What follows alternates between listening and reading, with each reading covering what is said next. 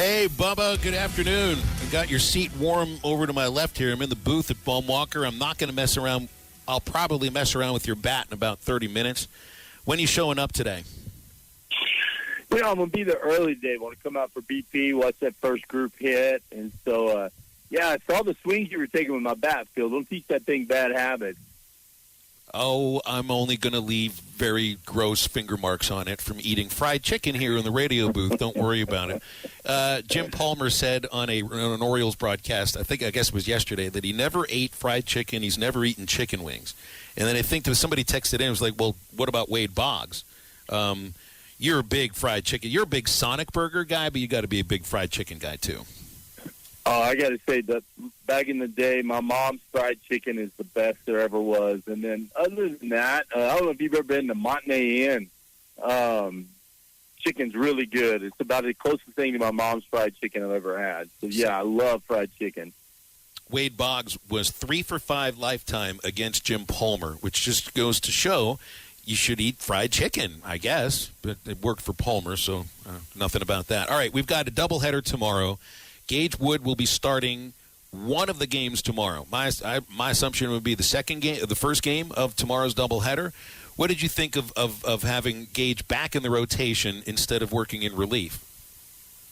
You know, I like it, Phil, because you can control when he starts the game.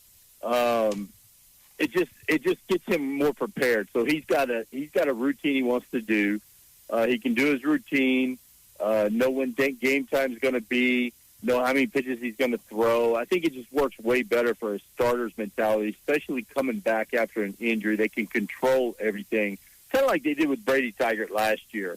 I think it just helps a guy be mentally prepared to go out there and do what he's got to do versus going in relief. You don't know exactly when you're going to start that inning. I think it's just way better to just run him out there and let him start. If he goes an inning, great. If he goes 2, whatever. I think it's just good to get Gage back out there again. Is there anything about last weekend against Georgia that concerns you, or did you just look at it as, hey, this was just a hard-fought road series loss, 2 tight losses, 7-6 final scores, and I mean they were awfully close to winning the Sunday game, and they would have won the series in that case. So what did you make of last weekend?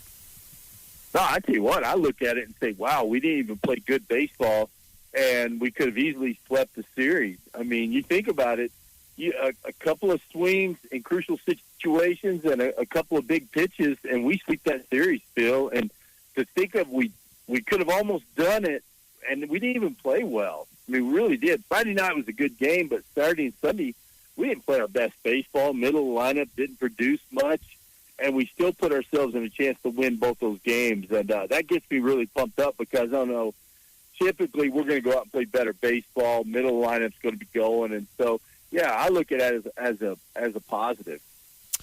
2 guys in the lineup are scuffling a little bit here, at least statistically. There's Charles Davalon, who over the last, I guess this would be 4 games, is 3 for his last 19, and Brent Iredale, who is 2 for his last 17. And I think Davalon, I mean, he flied out to the warning track in left field 3 times on Tuesday. He had some loud outs against Georgia. So I don't know if there's an issue with Davalon, but you do see that pitchers are having some success against Brent Iredale right now. Yeah, I think so, and I agree on Davalon. You know, a lot of times, Phil, people look at the average and like, oh, this guy's struggling. He's 3 for whatever. Well, he's had some tough luck. I know he lined out the center at Georgia. He lined out the left. Center fielder made a diving catch on the ball coming in. I mean, he's had some tough luck. Where Iredale, on the other hand, I thought Georgia pitched him really well. I think every once in a while there's that one guy in the lineup. You look at how we've really shut down Petrie from South Carolina for the last few years. We always make good pitches against them. I think Georgia made good pitches against Brent Iredale. And, man, I just feel like he's due to bust out. I think he's going to go out and have a good series this weekend. I think him versus Prager. I think Prager's a really smart pitcher. I think Brent Iredale's a really smart hitter. He's got a tight zone. He knows when he wants to swing, what he wants to swing at. I think he's going to have a big game tonight. So I've identified a magic number for this Aggies series. It's 6 runs for Texas A&M. When the Aggies score 6 or more runs, they've won 19 of 20 games. When they score fewer than 6 runs, they're 2-14. So they have some really good hitters. This Terrence Keel, freshman, this is a kid that just gets on base and scores because he got dudes behind him like Jace Laviolette, who I think still could be one of the most, if not the best player in college baseball. It's just kind of difficult for him to carry an offense that was slumping for a long time. Blake Binderup is a really talented player, too. Bear Harrison is coming on. Can this pitching staff limit A&M to fewer than 6? Now, I'm not saying that guarantees a win or a loss if they score more than 7. It's just those numbers do show something about this Aggies team. Yeah, I think we can, Phil. You know, I look at their – if you and SEC only, I know they got off to a bad start. If you look at SEC only stats, they're hitting 252 as a team. They're 12th in the SEC in batting. We're leading the SEC in hitting at 337. If you just go SEC only, now I get it. They got off to a really bad start. They're really trending in the right direction right now. Ever since that April 4th where we got no hits at Knoxville. They come out on Saturday, they're a totally different team. All their offensive numbers are way up. But I think we can shut them down. And, you talk about Jace Laviolette. I compare him to like a Caglione. Yeah. And you watch Caglione, when he steps up to the box, there's really not a hole. You really don't know. Like almost every hitter, there's a way to get them out. There's a hole. You just got to find that spot and execute a pitch. Laviolette, I look a lot the same. I mean, there's not a lot of holes in his swing, if any. I mean, you really have to mix your pitches well. If you pitch him in too many times, he's going to hit it up on the hunt center. If you pitch him way too much, he's going to hit it in the hog pen. His walk to strikeout, he's walking a lot more this year than he's striking out. His on-base percentage is way up. I just think he's a really tough hitter. I think he's the guy we've got to circle in that lineup and say they we're not going to let this guy beat us. But I think we can shut him down. Our pitching staff, I really believe in our staff, and I think they can go out and do a job this weekend. I brought this up earlier in the show. Hayden Schott, their 12th man, who had the walk-off grand slam, is going to turn 25 years old in a month. He's playing college baseball. Chad Baker-Mazara is going to play, I guess it's his 7th year of college basketball, and he's going to be 26 at some point during that season. How much of an advantage do you give to a 25-year-old competing against like a Cole Gibbler? And Gibbler's 19. He's the youngest player on this team. Immensely talented, but he's also young and inexperienced. Is there an unnatural advantage for a 25-year-old baseball player against a 19-year-old?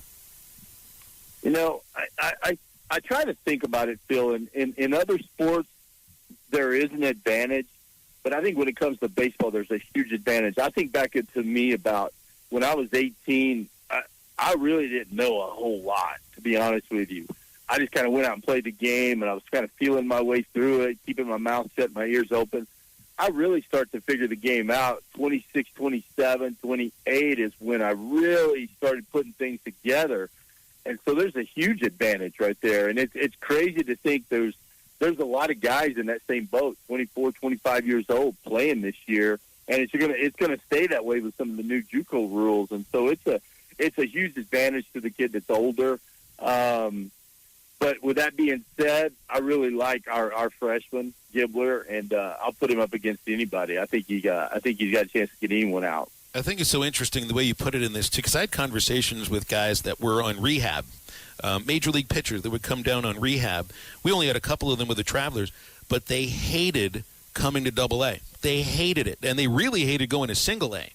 And the reason they would say is because those hitters don't know what they're doing. They don't have a professional approach to an at-bat like I'll see in the major leagues, and it changed the game for them. Like these guys would swing at pitches that no major leaguer would, put it in play and end up maybe with a base hit. To me, it felt like it was the other way around. But just the mindset of a ball player, and is so interesting to look at just how you're talking. You have an idea of what you're doing, so that changes the game in a real way. Phil, it's funny you said that. I remember Andy Pettit coming down. He came down to rookie ball, and I was down to rehab, and he came down to rehab. And I remember him pitching in a rookie ball game against a bunch of 18-year-olds, most of them Dominicans, and he's out there pitching, and he gets absolutely lit up. And I remember one specific at bat, he threw a changeup away to a righty, and then he came back, slide step cutter in off the plate, and the dude hits it a mile to left field, and he's just scratching his head like, there's no way he should do that, because I threw the perfect changeup away, slowed him down, and then set him up inside. There's no way he should be able to do that. But you just don't set those guys up. They're just up there seeing it and hitting it. And so, yeah, there's a huge mental advantage. And, I mean, to the older guy, they just haven't figured out, where some of the younger guys are just going up there and they're just going off natural ability. And sometimes that'll get you by. But I tell you what, with baseball, that whole mental side of it, when you figure that part of the game out, the game slows down for you a lot. I'm holding your bat now, Bubba. How does that make you feel? Just don't put any pickle juice on it, and I'll be okay, Phil. It's all right. I've got some oranges up here. I'll just wipe some orange juice on it instead. We'll call it good. Bubba, appreciate it. And you know what? If it gets us a series sweep or a series win, you can hold the bat anywhere you want, all right? Okay. Anytime you want. Sounds good. I just put it down. I'll leave it until you get back here, and I'll look forward to having you on the broadcast later on today. Thanks, Bubba.